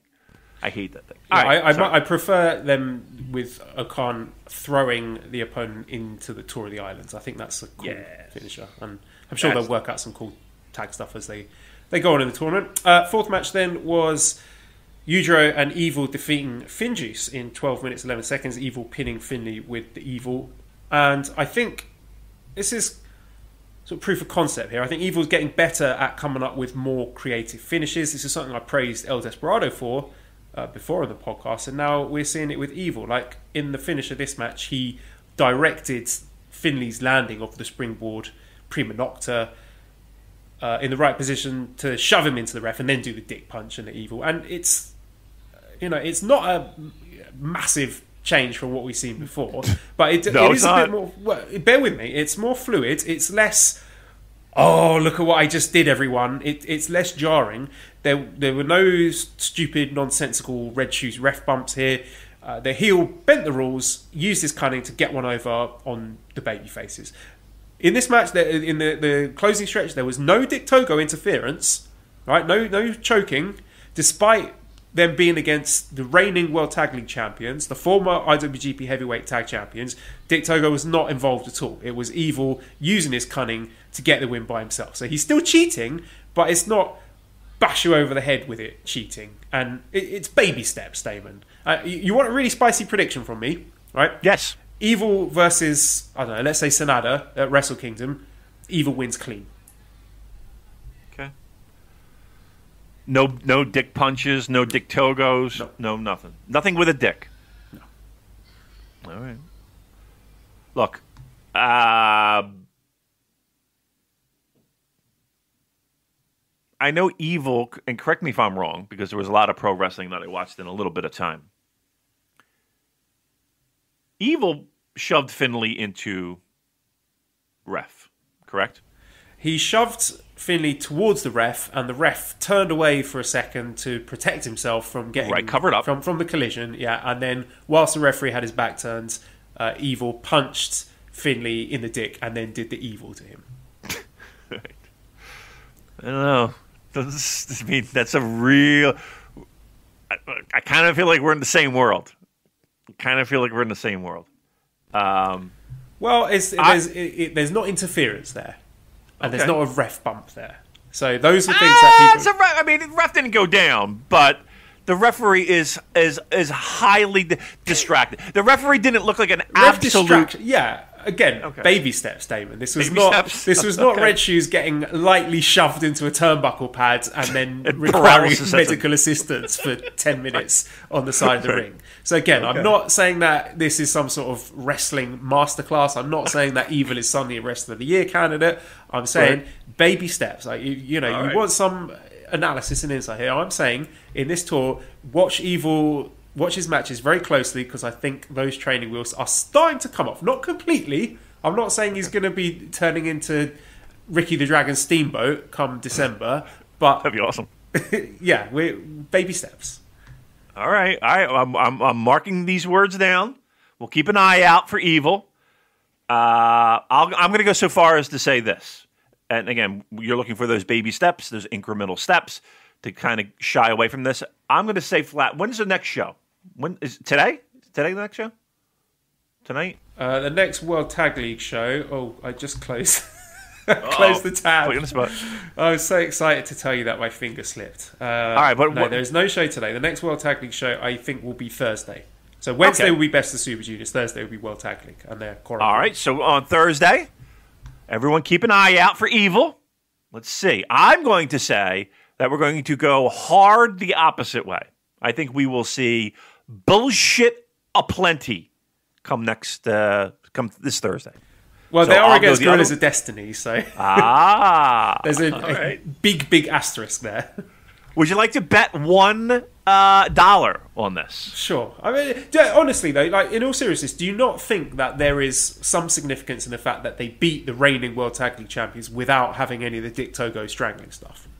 Okay, again, there was still dumb shit that occurred. Ref distraction, ball shot. Yeah, but that's stuff that Desperado does in his matches, but then everyone says that he's a great wrestler and a brilliant heel. He does the same stuff. Because when he does that, it's not the over-the-top stuff that were 5 fucking matches in a row before that. Like the evil Dick Togo stuff takes it to a new fucking level. And just because it's been ratcheted down a little bit doesn't necessarily mean he's off that fucking soapbox. No, I'm not saying he is. Again, this is my whole thing. It's baby steps. All right, but I'm saying What I'm saying is, I expect a dollar. I expect $1 in my PayPal account come Thursday night. Let's put it that way. All right. Okay.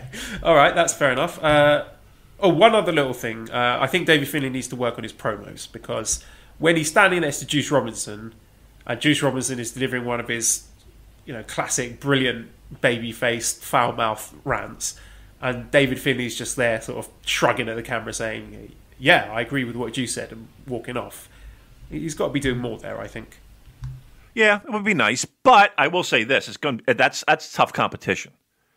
I mean, you're going against a guy who's talking about sharding his pants, and all the other gems that we got from G1. That's tough competition. That's he might want to take a back seat and just let Juice do the promos, just because it's going to be tough, stiff competition to kind of to match up to the comedy and the lines and the delivery that Juice has right now. So, yeah, I mean, I'd rather him not. How about that? I'd rather him just stay silent. I'd rather him be fucking Bobby Eaton at this point, and just not say a peep and let Juice do the talking, because he's right now. Juice might be my favorite backstage promo. He might be the guy that I enjoy the most backstage promo wise. The fifth match was Sanada and Shingo defeating Yano and Ishii. Sanada pinned Yano in 12 minutes 24 with an O'Connor bridge. So we got some ha-has early on with Yano and Sanada, like wrapping Sanada in the ring apron. Maybe Sanada should just become a comedy wrestler. I don't know. But there were some surprisingly intricate striking exchanges with Ishii and Shingo, with actual dodging and blocking of strikes, not just whacking each other really hard. And I thought a really good closing sequence with Yano and Sanada going back and forth with different pinning combinations. I thought this was good stuff. And I liked Shingo's quote backstage afterwards, where he said of his tag team with Sanada, "We exist between calm and fury." It's very poetic, very apt. Yeah. You know what's amazing, and where we don't get enough credit? The fact that we review every one of these fucking World Tag League matches. And this is one of them. Now you've mentioned it, I can't promise we're going to do that for every show. Like, if we come back next Tuesday with like 5 shows to talk about, I cannot promise I'm going to go match by match. But if there's something to say, I'll say it. I mean, here we only have, in this show, 5 matches to talk about. So it's okay, but I'm not. Yeah. I can't save that energy for every single podcast we do for this tour. No. I mean, no. I think there is one guy that here's the problem that I had going into this match. I you know me, I like Shingo a lot. I like Ishii a lot. Yano, I could care less. Sanada, even worse. So, Shingo and Ishii exchanges, I'm into. The problem is that I feel like I've seen them 1,000 times. You know what I mean? Like, I feel like I've been to this dance a lot, especially this year. And the other combinations, I have no way to get invested. So it's just me with my eyeballs staring at a TV at a certain point, where you're just like, oh, okay. That being said, the match wasn't terrible. The match was, let's put it this way. I don't think this match was a decent semi-main event. I thought it was a good semi-main event. Nothing where you're going to get overly excited over. Nothing where anything's going to stick out. Nothing where I'm, jumping out of my chair. Nothing where a 3-star match. If we're throwing around the flakes, right? This is 3-star tag match between guys that you've seen 1,000 times. And really the only glimmer of hope that you have is, A, if you're a Yano fan and you like the ha-has, you got a couple, but you've seen them all before. You got Shingo and Ishii in an exchange that you've probably seen many times before, and it really wasn't anything to get too excited over. And you got boring, sexy Sonata. Boring, sexy Sonata. You know what I mean? Boring, sexy Sonata. Close the book on Seiya Sonata, because that's it. Boring, sexy Sonata. That's it. That's just what you got. So, fuck this match. Yeah, look, I mean, come on. It's the 1,400 people in the Komatsu City Suehiro Gymnasium. You know, this is not exactly the Tokyo Dome, so it's a house show. But you know, we're still watching this crap anyway. Okay, the main event was Dangerous Tekkers defeating Tanahashi and Hinare. Taichi pinning Hinare after 19 minutes 30 seconds with the Zack Mephisto. And a big chunk of this match was Dangerous Tekkers going after Tanahashi's leg again, effectively taking him out of the match, which shows some nice continuity with their feud. And I especially like to see them starting to reverse each other's moves. Like there was a moment where Tanahashi reversed the dangerous backdrop into the sling blade. But actually, my biggest takeaway was how much they gave to Hinare, who stood up to everything Taichi could throw at him and was just overwhelmed by the numbers in the end, as the synergy and timing of Dangerous Tekkers was too much for him. But in spite of the loss, I thought Hinare looked really good here. And I know everyone talks about Hinare versus Ishii or Hinare versus Shingo. Big brain time, Damon. Give me Hinare versus Taichi. And more to the point, having Dangerous Tekkers as dominant reigning champions adds more prestige and importance to the World Tag League, because the tag titles feel like a big prize worth fighting for. So with Dangerous Tekkers on top, they're the gold standard. Everyone's got to match that. Their matches are great. Their promos are great. They carry the belts proudly. They put them over every chance they get. Even when they're in singles action in the G1, they're still talking about being tag champions. It's a rising tide lifting all boats. So we've got great champions. The titles feel prestigious, but we're still somewhere away from having a healthy tag division. But the seeds are there.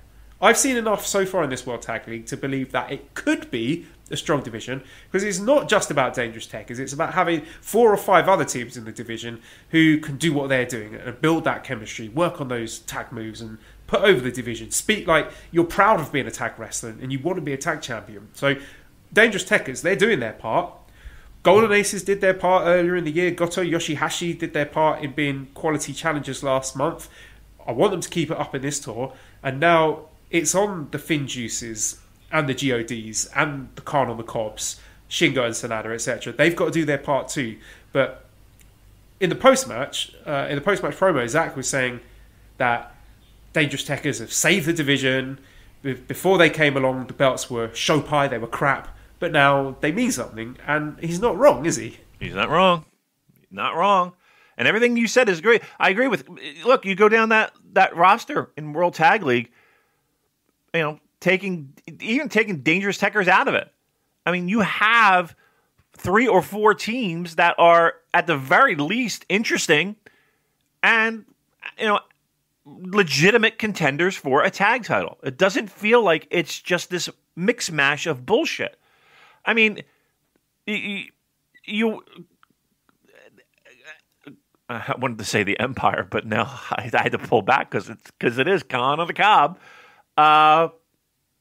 You know, even a team that, you know, could easily be, okay, this might be a little bit stale, with GOD, feels a bit fresher.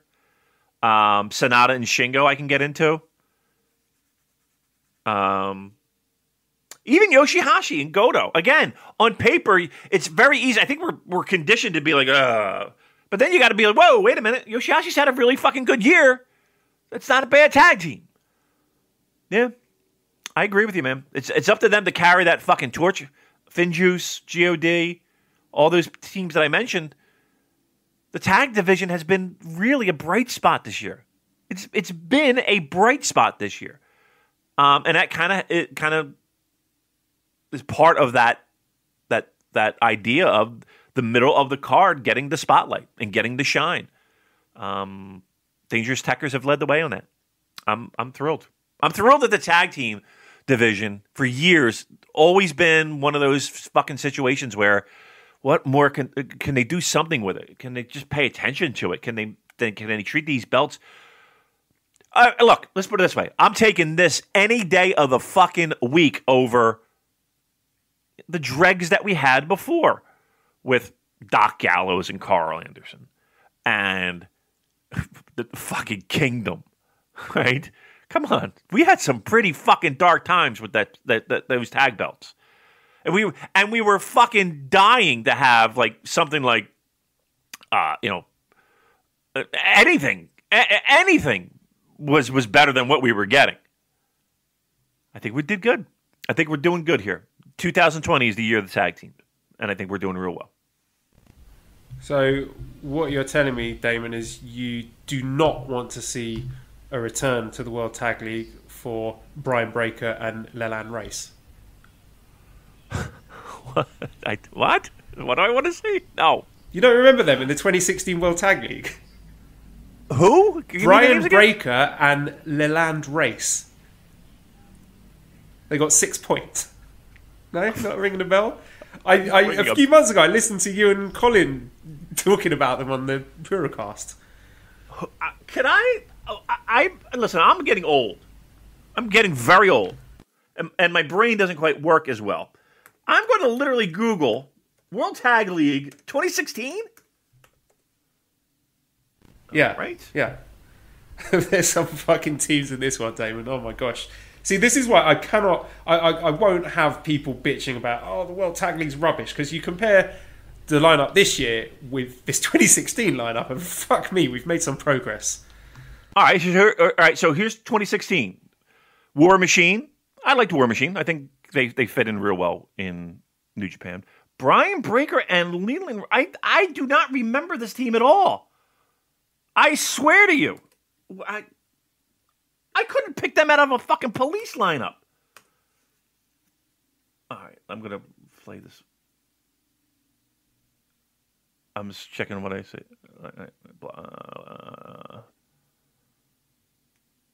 I don't remember these guys at all. And I feel terrible saying that. They beat Tenkoji in the tournament. I know. I'm looking at the... I don't remember them at all. I don't remember them at all. Yeah, first night... first night they beat Yujiro and Hangman Page. Who?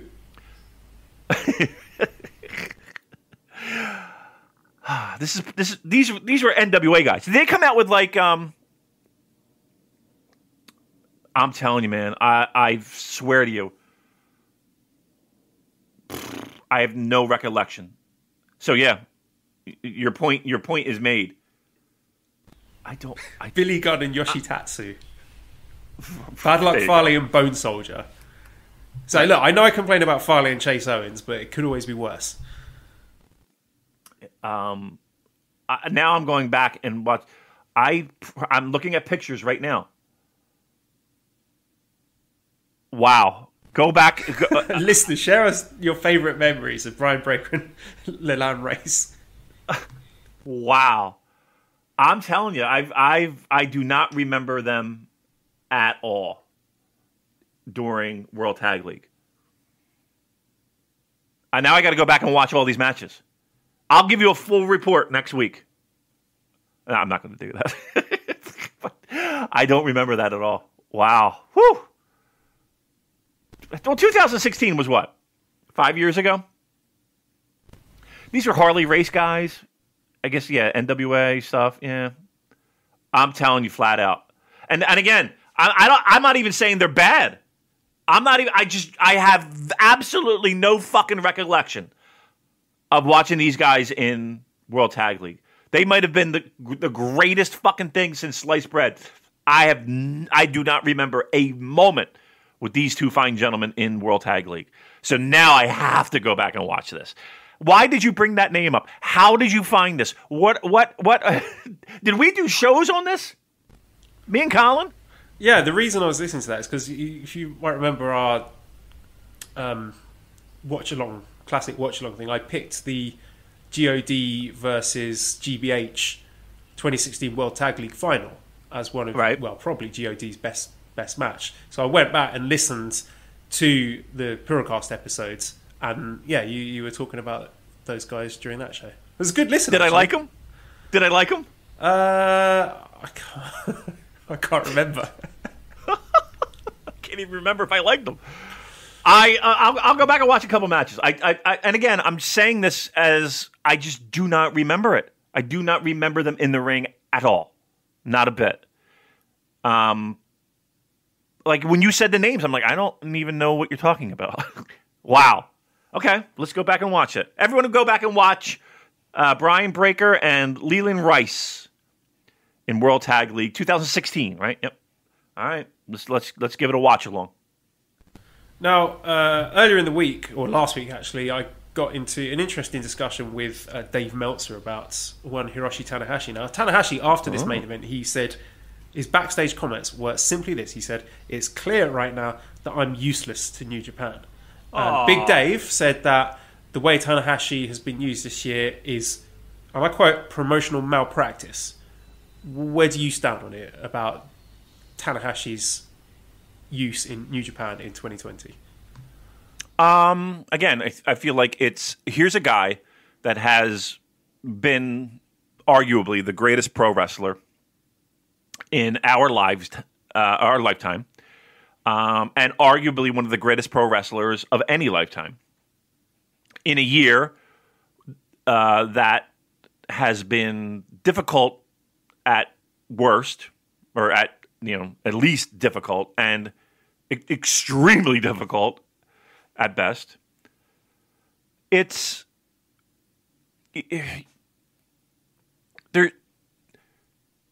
think he's been used exactly as he should be used. If the goal this year was to get talent over, he's done a remarkable job. He's had great matches. I mean, he's not going to win G1. Do you want to make him a finalist? Okay, you could. I think Dave's point was he thinks too many people are beating Tanahashi, and that he shouldn't have a losing record in the G1. That he should have been, in the mix going into the final. He basically said each time and Dave doesn't watch every New Japan show, but he says all the big shows that he's watched, Tanahashi's been beaten, and he thinks Tanahashi could be used more effectively than that. I'm going to disagree in the sense that he couldn't be more effective this year than in previous years.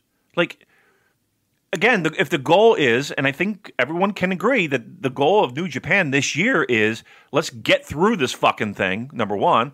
Two, let's elevate mid-carders who, again, may not be Hiroshi Tanahashi in talent, in stature, in everything. But if you have a guy like that at your disposal, that's the time that you need a star. Losing to people helps make stars. He spent half the year in what a lot of people would say is one of the most interesting programs in 2020, helping Zack, helping Taichi, and to a certain degree, helping give a little bit of a rub to Ibushi, who, not necessarily that he needs it, but can help further elevate the idea of, Ibushi's kind of saying,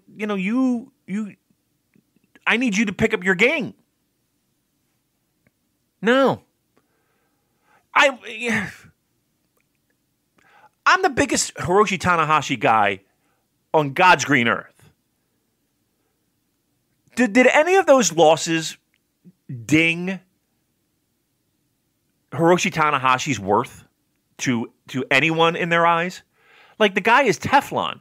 The guy could lose 100 matches in a row, and I don't think anyone would be like, Hiroshi Tanahashi sucks, right? It's not like he's fucking Hiroki Goto. Nah, I would disagree with that. I don't think he's been ruined by this year. I think he's been booked effectively to, if your goal is getting those middle guys over. I think he's who else are you going to put in that role of putting over guys who need to be elevated? Like, okay, so in the same breath, don't complain to me if they didn't do it, that, New Japan's stale, or New Japan doesn't develop stars, or New Japan does, you know what I mean? Like, That's how you develop stars. You get guys that can be worth something and still be worth something at the end of the day, after it's all said and done, to elevate others. I think that era of a win over Tanahashi meaning something has passed. If you pay attention to the product, I mean, you could go back to, 2017, where in the New Japan Cup, Tanahashi had a surprise defeat to none other than Evil. And then you set up a note and go, wow, Evil pinned Tanahashi. That's big. That could mean something. And Yano picked Tanahashi. Look where we are now. Yeah. So okay, he's been gradually on the decline since then. He had his big title win early 2019 and lost it straight away to someone who is younger, fitter, stronger, faster, hungrier than him. And that's reality, isn't it? That's the reality of a sports star. He's 44. He's not a whippersnapper anymore. I think his win-loss record completely makes sense, and I think it is dramatically compelling and satisfying, and it makes me invested in him emotionally, because he's a guy who is full of self-doubt and thinking, am I too old for this? I can't hang with these guys anymore. But they can. Yeah, I'm sorry, good. Yeah. But he can. And he can go out there and have brilliant matches. He's more than capable of that, but is he capable of winning the big matches anymore? And to me, that is more interesting than having him being protected and only losing a handful of matches in a year. He's lost. It's not like, again, G1. He loses to Yano. In a hair pull roll up match, and he's lost again. Like he loses the Yano more times than not in those scenarios. That's what makes it kind of interesting, those matches. He put over Ospreay. I don't... Look, to me, he's a guy that, without question, that no one's questioning his ability to still go, even physically, the state that he's in and the age that he's in. But you are right in the sense that you don't want to keep a guy that at that age constantly at the top of your card, because what happens is that slope becomes very steep, and that decline goes you keep a guy, you have to build new stars, is my point. You have to build new stars, and the only way you build new stars is to have those stars beat top stars. And it doesn't hurt Hiroshi Tanahashi in any way, shape, or form, him doing that. Like, when he got the win over Kenny, when Kenny was going out the door, did anyone bat an eyebrow or an eyelash or bat anything at the idea of Hiroshi Tanahashi winning that title again? I think Kenny Omega did.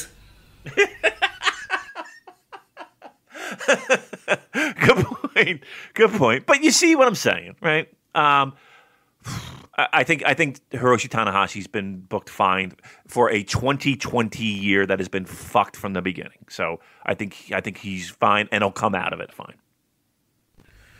Chuck Sizzlebeef says, were you too shocked about Jeff Cobb joining the Empire? No, obviously not. I mean, we called it last week. And will the World Tag League final be Gorillas of Destiny versus Dangerous Tekkers? I think it's going to be Finjuice versus... Who would be good opponents for Finjuice in the World Tag League finals? The heel opponents. Cobb. Yeah, that would be good. That would be really good, actually. Finjuice against Khan on the Cobb. There we go. There's your final. Rice says, earlier this year there was discussion of blurring the lines between the heavyweight and junior divisions. Now that New Japan has access to more wrestlers again, the divide seems to have been re-established. Do you think New Japan has moved on from blurring these lines? It looks like it. I mean, I suspect that might have been out of necessity because they had to fill a New Japan Cup, and that's why they had this open weight thing, and they needed to lean on a big star like Hiromu to have a bit of star power to these shows and these matches. So, yeah, I suspect that's been put on the back foot for now. Yeah, and I think it'll go, on and off as the company needs it and the company sees fit. So, yeah, there'll be moments where it's like it feels like the line between is blurred, and there'll be times where it's like, oh, feels like that line is right back where it was since 1972. And I think they'll use that to their advantage to book interesting things. but at the same time, still maintain that line in the sand to a certain degree. Here's a question for you, Damien. Louis says, which of the returning young lions do you think will come out of the tournaments most improved, Master Watto or Great-O-Khan? Great-O-Khan. Yeah, certainly on that trajectory already. Yeah, I mean, he's let's put it this way. He's put in a spot. Let's put it this way. The Great-O-Khan didn't fucking get jumped and brutalized by what some people might argue as a lower tier Suzuki-gun member. The Great-O-Khan was placed in a singles match against Okada and did okay for himself. Let's put it that way. And now he's in an angle and in a program and in a World Tag League where he has a very bright spotlight shined on him, where Master Watto, we are still left scratching our heads. Bash says, considering the Michinoku driver is used as a transition move by a lot of wrestlers, what makes it such an effective move for Zack or Dangerous Tekkers? Well, it is a transition move for them. The Tensho Zack driver, I think that's what it's called, where Taichi does his kick to the face and then Zack does the Zack driver. That's not their finishing move. It's the Zack Mephisto is their finishing move. Right. So there you go. You can have that one for free. All right. So upcoming matches then. Well, there are a lot of shows between now and when we next record, Damon. We have. Let me just get the schedule, as you would say in the States. Yes. So we've got Wednesday, Thursday, and Friday at Korakuen. Then we've got Sunday in Nagano, Monday in Gunma, Tuesday in Fukushima, Wednesday in Niigata. So I don't know. That's if we record on Tuesday, there will be a show taking place as we record, and then we would have 5 shows to discuss. Or we could wait for the break, record on Thursday, and then we would have 1, 2, 3, 4, 5, 6, 7 shows to discuss. So yeah, a bit of work for us to do. So might be a bit daft for me to read through match lineups for. We're not doing that. Shows. No, if we're doing 7 shows, we're doing highlights, right? Yeah. Okay, so I'm not going to preview upcoming matches. Is that fair? Oh yeah, fuck that. All right. Well, let me just get in my New Japan Strong thoughts for the week because, well, probably the only person watching it. Wait, Joe. Before you start, I mean, keep in mind, even while this is all going on, don't we have Super J Cup going on soon? That will be on the same day as the final. Okay. So it's a one-day thing. We got a little time for that. All in one night. Okay. All right. I'm sorry to cut you off. No problem. So for New Japan Showdown, we had Adrian Quest and Alex Zane defeating Blake Christian and ACH. And Alex Kozlov has said a lot of daft things on this show, but this is a quote. ACH had a successful stint in WWE NXT. That might be the most ludicrous quote yet, Alex Kozlov. I think anything but that. Presumably, New Japan didn't know that Alex Zane was about to sign with WWE when they booked him to win this match, but there you go. Sorry to see him go because I think he's a decent wrestler.